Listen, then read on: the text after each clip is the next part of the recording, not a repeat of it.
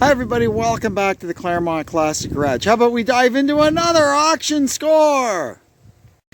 This here is a 1955 Ferguson TEA2085. We got it at the same auction where we got the air compressor you've seen before and the Dearborn sickle mower. The primary reason for buying this is because we're working on our Oliver 550 and the rear tires on it are mismatched and they're great big huge 14. It's got a 14.926 on one side and a 13.626 on the other side. The thing kind of sits with a lean. They're very big, very wide. I don't need tires like that on it for what I'm going to do. So I was looking for a pair of 12.428s on wheels because Ford and Ferguson wheels are the same bolt pattern as the Oliver, so these will go right on.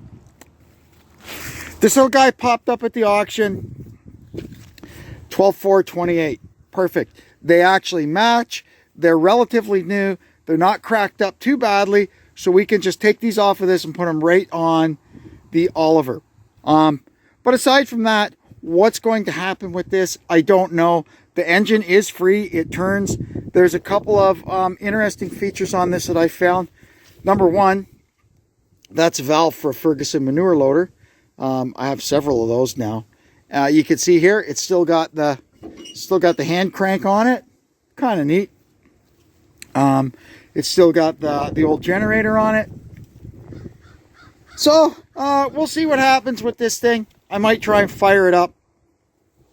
I'll have to borrow the carburetor, the carburetor and the starter off one of my other ones, but it's not a big deal.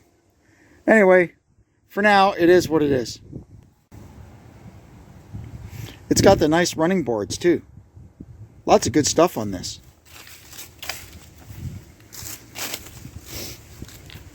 All the 3-point linkages there. It's got a flip seat on it. Yeah, very, very good. I got this for 525 bucks. Heck, look at that. The key is even still in it. Wow. That's pretty cool.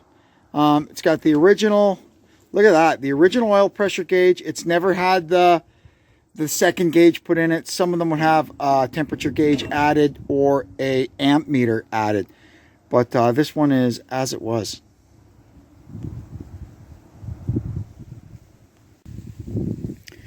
I'm airing up the tires before I try to roll this thing off of here. They roll a lot easier when there's air in them. Now this back one, we're going to check. Hopefully there's no calcium in it. Look at that. Just air. Thank goodness. At least in this one. So we'll get this guy filled up to, you know, 12 or 15. And that's usually where they like to be. Just blowing up the tires is a tremendous improvement. It looks a heck of a lot better. So now we can roll the thing off of here and find out what we got to do with it.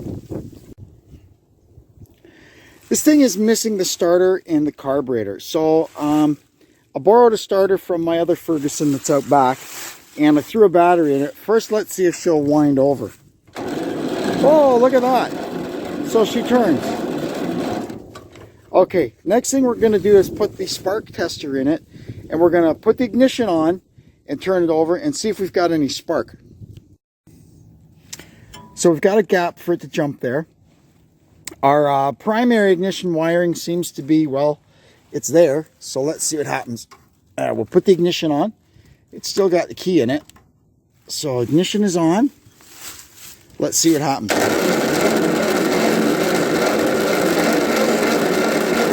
Okay, no sparks. No sparks to speak of. Okay, let me get my test light. So you can see there we've got primary current going to the coil. Doesn't seem to be anything coming up. Well, that will just mean that it's grounded right now, I guess. I'm not sure.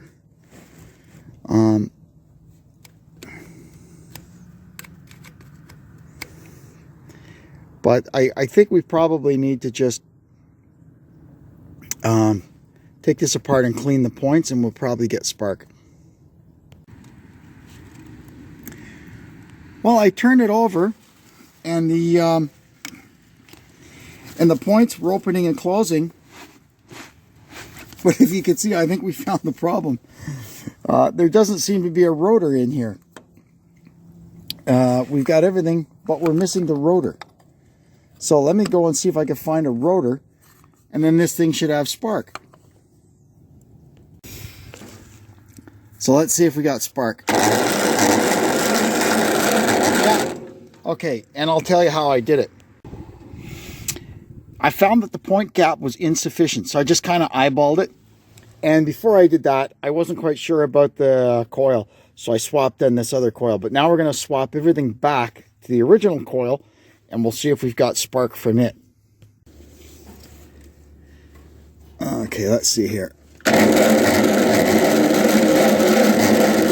I had spark there a second ago, now I don't.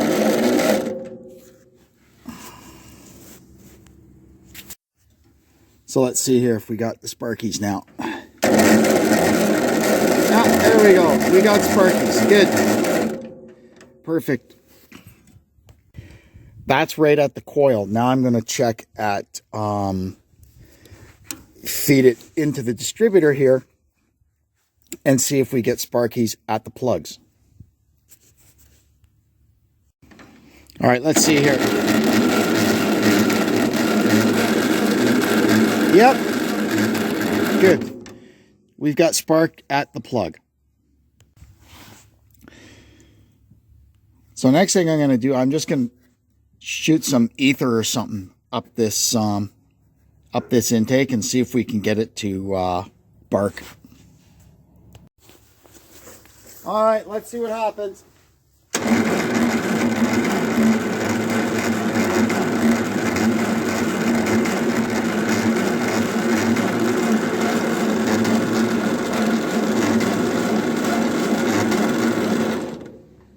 Whoa, we got smoke coming from the starter switch. Okay, we've got a connection there that we're going to have to redo, so that's going to end our fun for now. It's kind of cold out here. I'm probably going to have to get this thing indoors. But right now I've got a couple of dead machines in there, so I figured it's a nice day. We work outside a little bit, but that's it for now. We got this wreck inside now. I took the hood off. It's not much good anyway, so it just makes it easier to work on the thing. So what I've done, I've gone ahead, I've taken all the spark plugs out, squirted a little oil down each cylinder just to, I don't know how long this thing's been sitting without running. Now we're just going to turn it a little bit.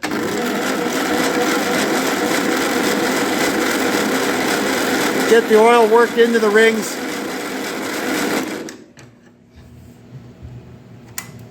Okay. Now we're going to go ahead and get the compression gauge out and see if this thing's got any compression. Okay, here we go, number one.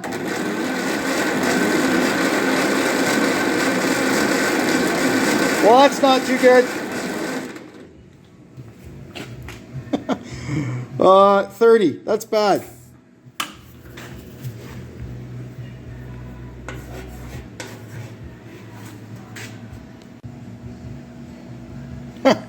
Well, that's not too good, is it? I pulled the gas tank and the valve cover off it. This thing is dry as a bone up here. It has not run in a very long time, but it is surprisingly free of sludge and guck. So what I got to do now is I want to make sure we don't have any broken valve springs. I've changed plenty of valve springs in these old things. Looks okay.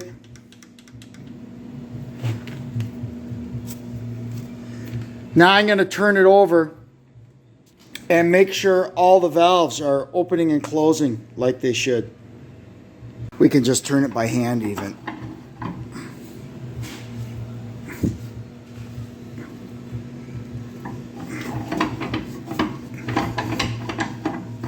Ah, baby.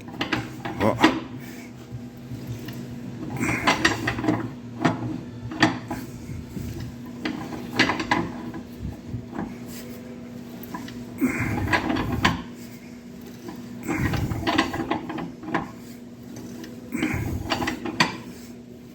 Yeah, so that's good. They're all going up and down like they should. I squirted some more oil down it and turned it over by hand with the hand crank to try and work it in some. So now I'll get the compression gauge again, and we'll give it another compression test and see what happens. I kind of wonder if this thing has been sitting so long with no carburetor and no exhaust on it that it's possible the rings are all stuck. The cylinders could be pretty rusted up, even though it wasn't seized. It could still be in pretty bad shape. I mean, we don't know the history of it. It could be all fragged. Who knows, right?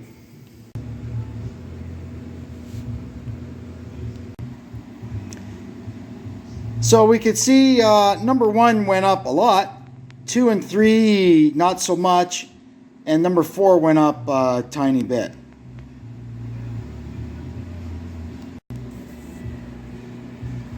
Well, as we continue to keep trying it, it's getting better. So we've got 60 now, 65, 30, and number 4 is up to 70. Even this one, it is coming up. This is at the point now where I'm pretty sure that if it had fuel and spark, it probably should fire. Hopefully. I'm going to clean the spark plugs up and put them back in, and we'll shoot some ether in it and see if she'll fire. I turned the engine by hand until number 1 cylinder is at top dead center. It's going to fire. So now we're going to pop the cap off and make sure the rotor is pointing at number 1. And it is. Okay, so she's in time.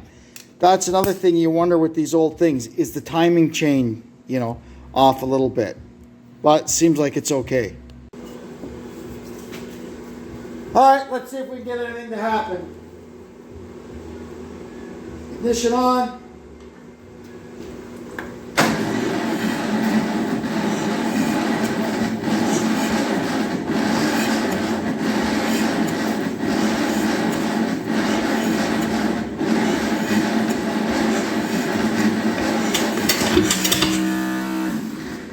Well, she tried.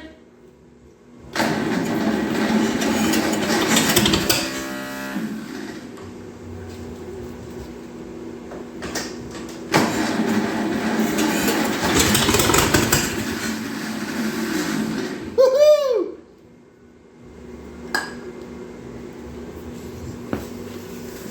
Okay, that's all I need to see. What we're going to do now is get a carburetor on it and get some fuel, some actual gasoline into it, and see what happens. This is the correct 24T2 Zenith carb for one of these Fergusons, so we're going to get this stuck on there. I gotta come up with a fitting for it so we can hook our temporary fuel supply to it, and we'll see what happens. Well, let's see what happens. I put some gas in it. It doesn't seem to be leaking out, so we'll wind her over and see what happens. Oh. I got headphones on because she's going to be loud.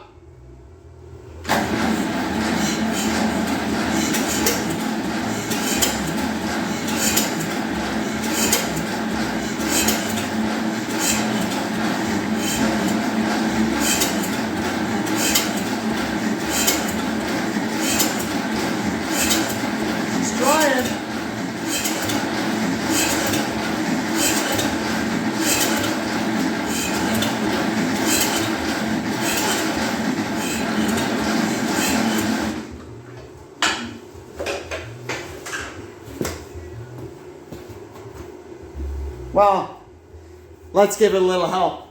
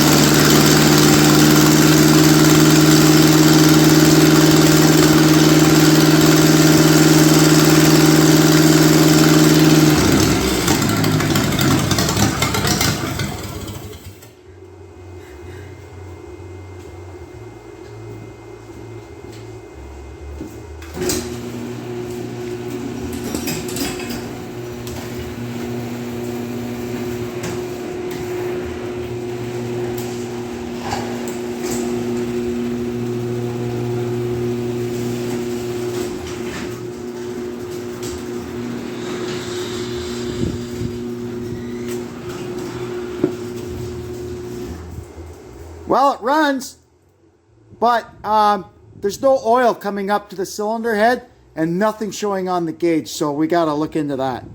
I got to see if there's any oil in it and try and figure out what's going on there.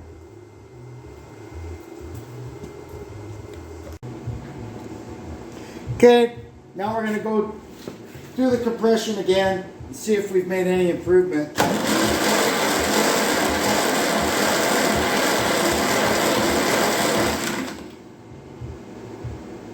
Cylinder number 1, not good, 40.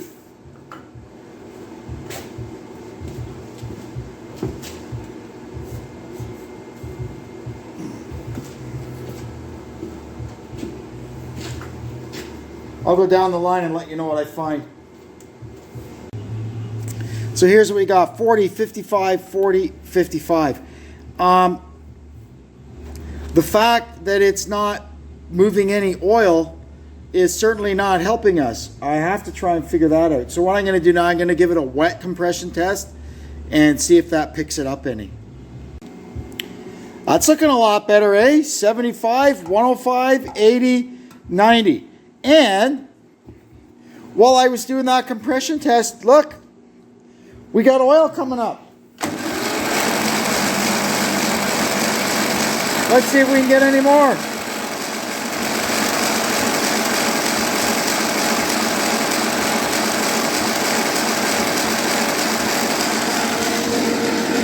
Nothing on the gauge. But look at it. We're getting oil to the top of the engine one by one. And suddenly it turns over good too because it's not all dry.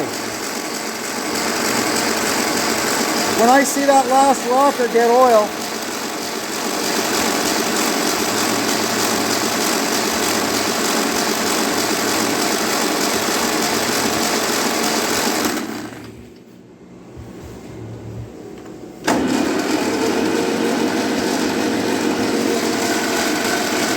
all right. Now we'll see if we can fire it up again. Okay, let's see what happens. Needs a little fuel.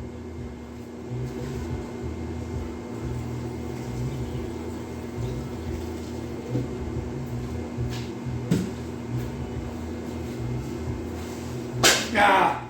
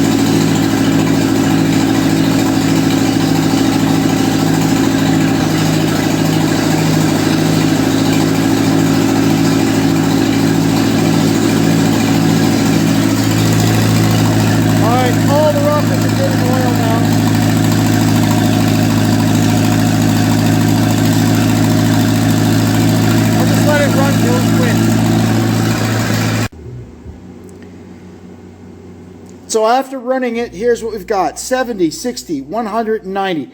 These two here are acceptable. These two here are kind of low. But I'm willing to give it a chance. So what we're going to do next is I'm going to put the valve cover back on. Now that I know it's getting oil up there, I may touch up the valve lash before I close it up. We'll put the fuel tank back on, or at least check it, and try to get it running off its own fuel supply so we can get it outside and drive it around. I also have to get some coolant in it because, well, there's a little bit in there. I could see a little bit of green swirling around in there. So maybe it's just a little low. So it literally just took like a quart of coolant to get it up over the top of the core. So that's good. So our cooling system is good. It doesn't leak. Perfect. The fuel tank is pretty clean inside, so we're going to go ahead and put it back on. And then I have to puzzle out one of these things.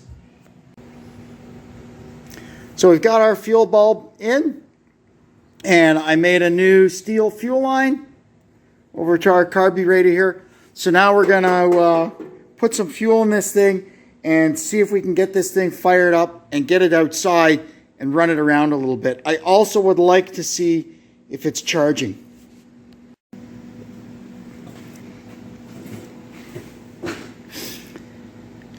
Well, that was a successful mission. We took it out. It runs, it drives, the transmission works in all 4 gears and reverse. Everything is good. I checked it with the meter. It even charges. So what we're going to do now that I've had it out running around, we're going to give it another compression test and see if we've made any improvements. It doesn't smoke at all. It really runs good. So I'm hoping it's okay. Well, that's a lot better than when we started, isn't it? We got us a good Ferguson. And when I was driving it, the oil pressure was getting up to about 25, and the oil in it, who knows what it is. We're going to give it a nice oil change and a new filter. That'll help that a little bit. But yeah, we got a good Ferguson. So now I got to go over it and see what I need as far as parts. We're going to fix this one up. This keeps happening. I get these things in for parts, and turns out there's nothing wrong with them. What are you going to do? I just can't. Scrapping something like this is counter to every canon of sense in me. This is a perfectly good machine that somebody can use and get a lot more years out of. So we're going to make sure that happens. So anyway, I guess that'll do it for that one. I got to make a list, order some parts, and get Deb a gallon of Battleship Gray paint, because this thing is it's going to be a nice machine when it's done. And like as far as Ferguson's go, this one here is a 1955. And you'll see here, this is after Ferguson got together with Massey Harris, and it's got a second tag on it that says Massey Harris Ferguson. And these things, the 55 and 56 Ferguson TEAs were dynamite. They had all the updates in them. Stuff like inner seals, inner axle seals, like they added to the 8 ends. You won't see a 55 or 56 Ferguson with oiled up brakes, or at least you won't see as many as you do on the earlier ones. And they've got stuff like this little shield on the side of the gas tank that keeps water and stuff from dripping on the ignition. These are great machines.